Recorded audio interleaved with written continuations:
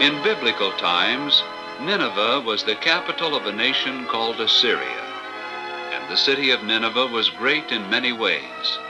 It was large in size and in population, and through the many years Nineveh had existed, the sins of her people had become very great indeed. The king of Nineveh was a powerful man of war.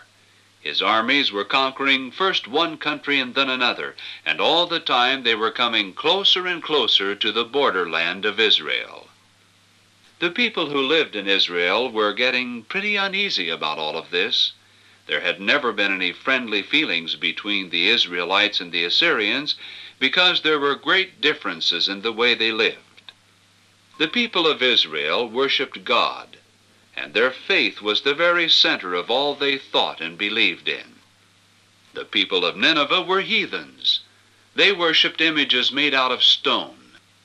Living in the land of Israel was a man by the name of Jonah. Jonah was a prophet of God, or in other words, he delivered messages from God to the people.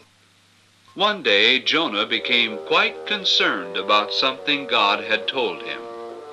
God had told Jonah to take a message to the people of Nineveh. Jonah was to go and tell the people that because of their terrible sins, their city was to be destroyed. But Jonah didn't want to go. Nineveh was far away, and the Assyrians weren't very friendly. Why should they be warned? Why didn't God just go ahead and destroy the city?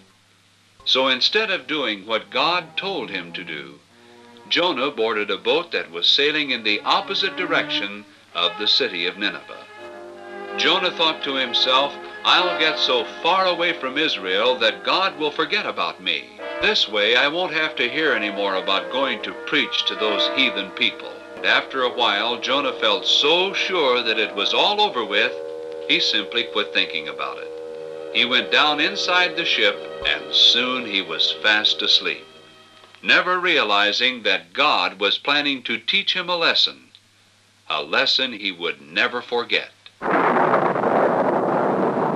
While the prophet lay sleeping below the deck, God caused a storm to come up, the likes of which the sailors had never seen. They fell to their knees and cried out for their lives to be spared. But the wind blew all the harder. The captain knew that no boat could last through a storm like this one, so he awakened Jonah and told him to call on his God to save him.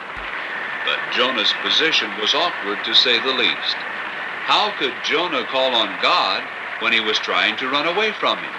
In desperation, the men on the ship drew lots to see who could be responsible for all of this. And it just so happened that Jonah was found to be the guilty one. And the sailors demanded to know who he was and what he had done to bring all of this upon them. And Jonah could hide it no longer. He told them what he had done, and he begged them to throw him overboard before they were all killed. And because there was nothing else left to do, the sailors did just that. Right away, the storm was over, and the waves began to go down. And as Jonah struggled to keep from sinking, a great fish appeared and actually swallowed this man who had tried to run away from God. And Jonah was in the belly of the fish 3 days and 3 nights. Jonah had plenty of time to think about what he had done, and he prayed to God for forgiveness. And the Lord spake unto the fish, and it vomited out Jonah upon the dry land. And the word of the Lord came unto Jonah the 2nd time, saying, Arise, go unto Nineveh, that great city, and preach unto it the preaching that I bid thee.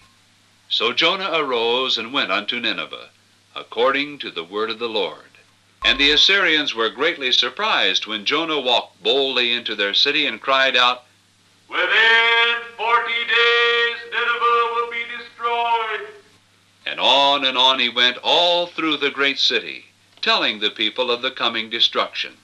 Within 40 days. And everywhere he went, the people listened.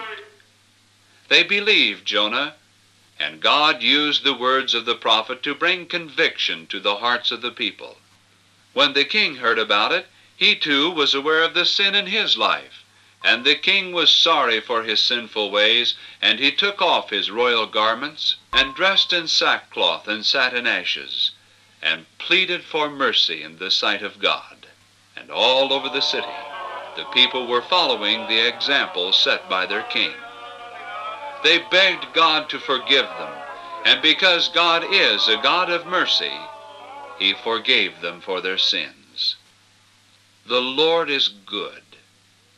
His mercy is everlasting. In spite of the wickedness of man, in spite of man's sinful heart, God is never willing for man to die in his sins. If we say we have no sin, we deceive ourselves and the truth is not in us. But if we confess our sins, he is faithful and just to forgive us our sins and to cleanse us from all unrighteousness.